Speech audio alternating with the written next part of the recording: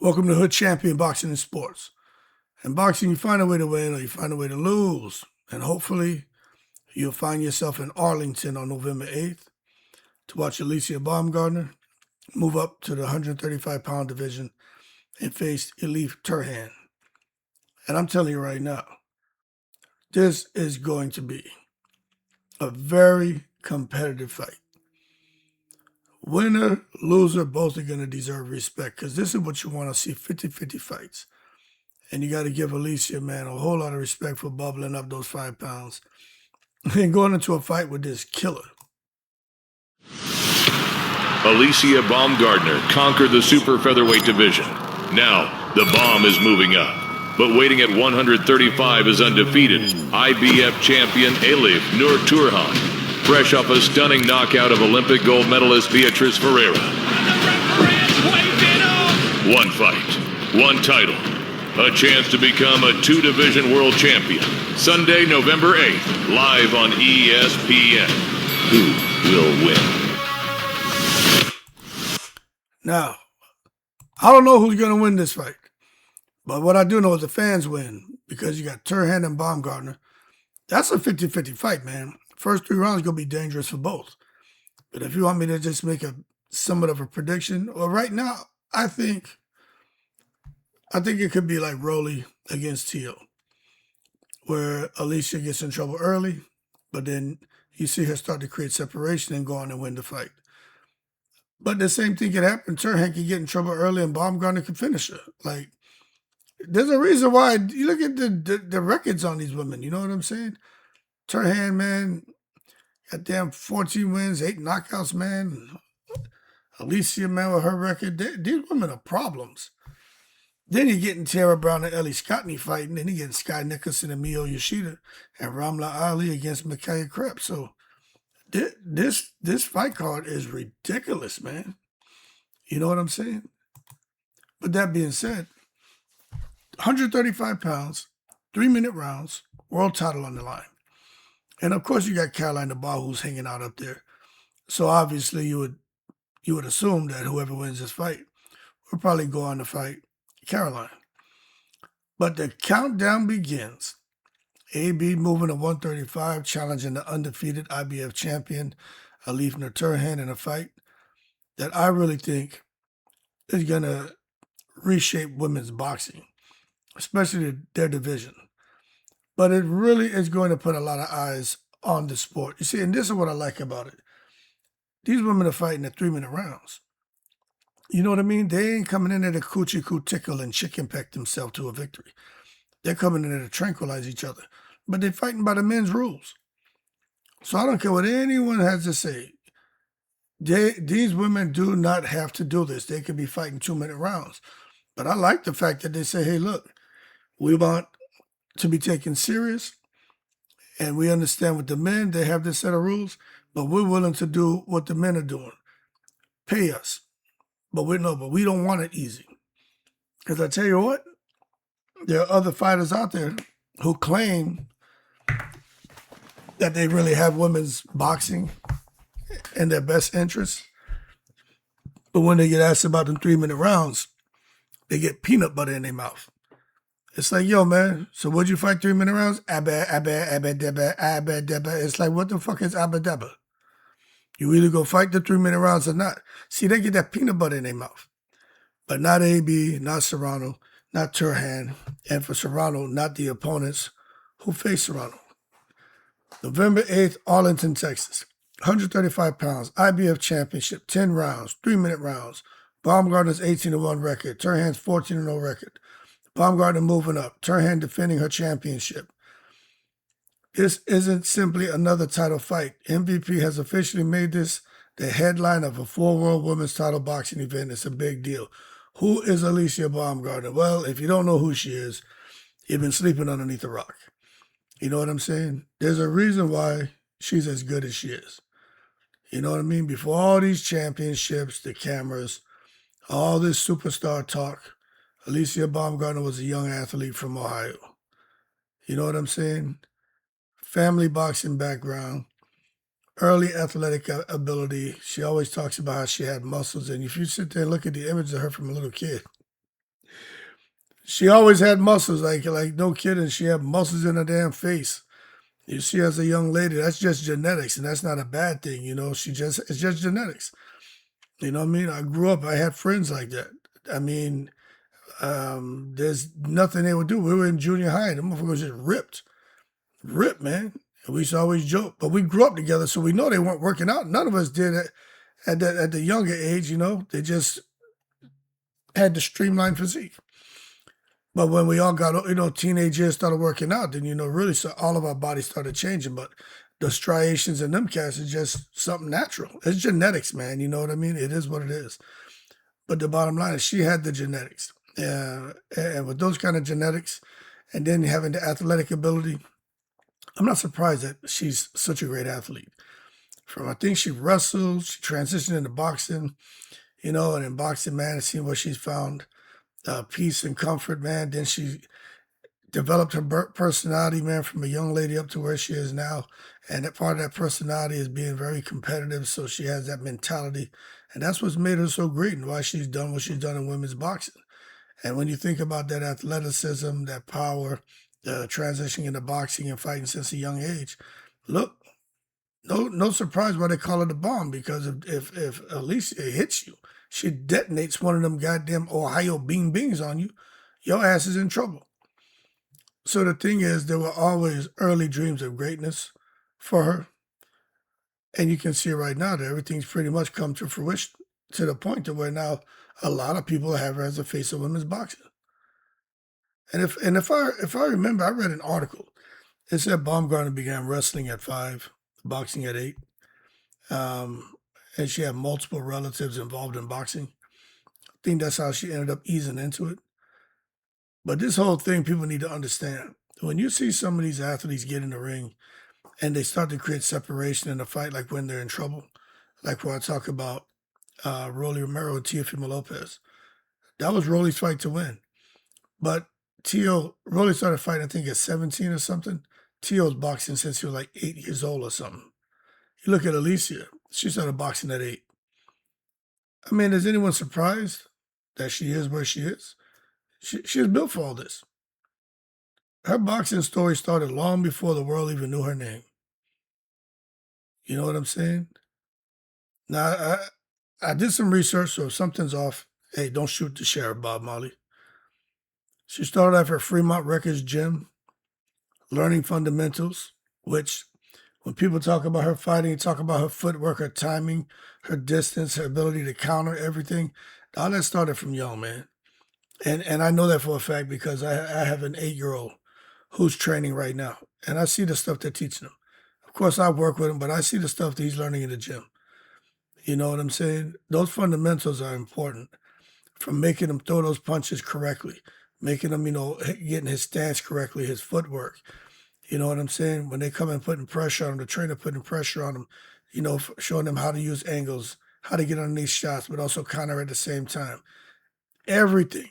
And it's funny when I watch it because that's why I have even more of an appreciation for a fighter like Alycia and all boxers. But then you got to think about the family influence and just coming with from that kind of background of people who are very respectful, full of love, but also, man, very disciplined and develop toughness. And that discipline from early what's helped her to benefit now, especially working with someone like Derek James, who really has high expectations for his fighters. So her childhood boxing, I think, shaped her personality. And that's why she has such a high commitment level to anything she does. And her early development wasn't simply about punching. I think her family really emphasized structure, discipline, and athletic development. And that's why you look at her. You know what I mean? She is a specimen. She's a different species. Alycia looks physically like she come from another planet. But that's discipline, also genetics, but a whole lot of discipline. Now, this thing about wrestling, everybody think about boxers and wrestling, they tend to think about Terrence Crawford because he's always out here, trying to wrestle, and he always into something physical. But with her, she also had some wrestling, so maybe the wrestling helped to build Alycia, you know what I mean? It could have contributed to her balance, physical strength, body control, to her competitiveness, being very comfortable with contact. I mean, she's a woman now, but as a young lady, wrestling, I'm telling you, you got to get comfortable with contact.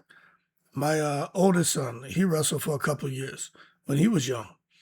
And I remember the first time, I took him into the gym and the training, and you can see him learning stuff and he's getting better.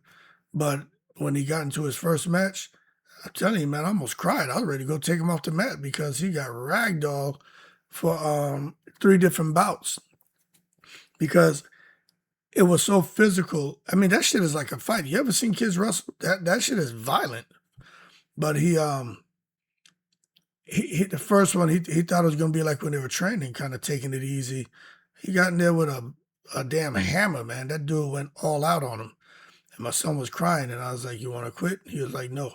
But he was like, "Why are they being mean to me?" I'm like, "They're not. This is wrestling." I was like, "This isn't training. You got to make him as uncomfortable as possible, to pin him." You know what I'm saying? Like that's what he's doing to you. So the next match he did better. The third match he did even better, but he lost all 3. But then going forward, he became more comfortable with the physical contact. Then he started winning. So when I learned that Alycia was wrestling, I told her from a young age, I have an idea of what she experienced. I have an idea. So the bottom line is to know that she started wrestling around age 5, and for me to know how physical that shit is at that age, because I seen my son go through it. I'm not surprised that she's done so well as a boxer because she got comfortable with physical contact early, and then she went into boxing where she was already used to the physical contact at 8 years old, and it was, I think, a seamless transition. I think it's a bit more difficult if you're not used to physical contact and you just go into boxing, unless you just have a crazy ass child. But for her, I think that really benefited her and benefited her greatly. Now, as far as the family that created AB, I think sometimes people know that you have a child that's different. You know what I'm saying? You just know. I have 4 sons, and I watch them, and I see the contrast amongst them, but I see those congruencies as well. But I think her family saw some things about her, say, yo, there's something different about this one, you know? And just knowing that the family had an involvement in boxing, and then for her growing up around fighters probably helped normalize combat sports, that championship mentality, and the whole thing about, hey, you're either going to find a way to win or find a way to lose. And making sure she had the discipline, when she was at home and outside the gym, from diet, training, everything.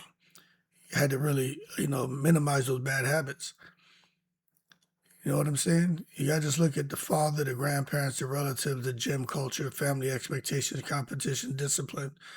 And she's very proud of that Korean heritage that she has as well. But when you roll all that up, it's no surprise why she did so well in the amateurs as she did as a child. You know what I'm saying? She went to war as an amateur. You know what I mean? And that is her foundation for her professional success. Now, it's my understanding she had about 150 amateur bouts and won a silver medal at the 2014 Fort Lauderdale Golden Gloves. So I'm just telling you, that amateur circuit, everybody talks about it. You get in there, it's all about scoring points. It's all about winning. These guys, these athletes have several fights in a day, every day. It's hard on them. And you just got to go and fight, and win. So that amateur experience matters. That's why even the Olympics, that experience matters.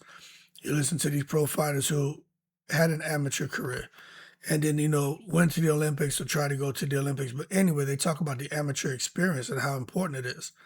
Start understanding, the thing about discipline, your level of commitment, judging, understanding rounds, understanding opponents, seeing different styles, traveling, that tournament pressure, fighting multiple fights in a day, learning different styles, understanding your style, having a plan A, B, C, and D, dealing with losses, learning how to deal with wins and not let it go to your head.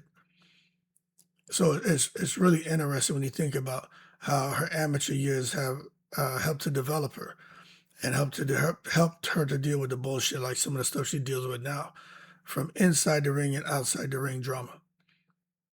But those amateur lessons, I think maybe the biggest lesson that she may have taken from that, and I know a lot of amateur athletes take from that, is you can lose, but don't quit. You know what I'm saying? You can always learn something from your losses, man. Losses don't necessarily destroy a fighter. Matter of fact, it helps to identify weaknesses, lets you know where you need to make adjustments, where maybe you need to develop maturity, improve your defense, improve your conditioning, and understand distance. You know what I'm saying? Champions are developed through adversity. They're not created overnight. And Alycia has experienced all kinds of adversity in her boxing career. From an amateur, then as a pro, she's had her own share of adversity. And right now, she's going through her own share of bullcrap because we all know the drama that's going on with her and Clarissa. But she's going to have even more drama come November 8th when she gets in that ring with ELIF TURHAN. Because I'm telling you, this right here is a war at 135 pounds. So Alycia, what she call herself, the hooks and looks, she's coming here to prove that she's the big dog, and she is the new face of women's boxing. But Turhan, she's like, nah, I got a whole country that I'm fighting for, and I can't afford to come out here and lose. They're both the same age, both about the same height, both damn near equal in reach. So when you come to them, and just the tail of the tape, they're equally matched. It's just, I believe Alicia's been fighting 5 years longer, but she only has 4 more fights. Turhan, when she turned pro, all gas, no brakes, she's been fighting nonstop. She's been very active. Anyway, y'all keep cool. I covered them first 7 topics, what I'm going to consider the first 7 episodes, and I'll pick up on the 8th one next time, where we talk about Alycia turning professional and those first steps towards superstardom. Y'all keep cool. I'm in the breeze.